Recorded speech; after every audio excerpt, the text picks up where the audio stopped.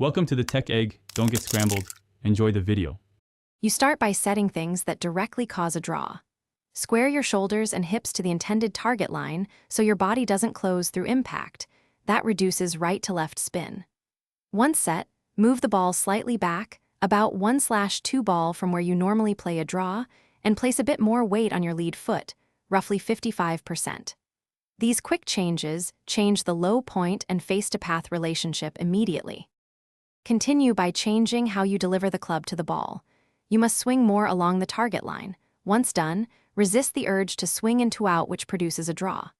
Make sure the club face is neutral or a touch open at impact, not closed, because face angle creates side spin.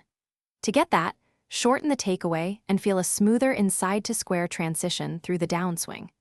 These adjustments give you a straighter flight without adding tension. Finish the move correctly to lock in the new path. You should feel your chest finishing over the lead knee and the club head pointing toward the target. Once you consistently finish there, your path and face relationship stabilize. Practice with alignment sticks and start with half swings, gradually increasing length as the ball starts straighter. If you still see a draw, check 2 things: grip pressure, relax the trailing hand, and whether you're rotating the face closed through impact. Adjust those and repeat the drill. Thanks for watching. Consider subscribing if I helped unscramble your problems.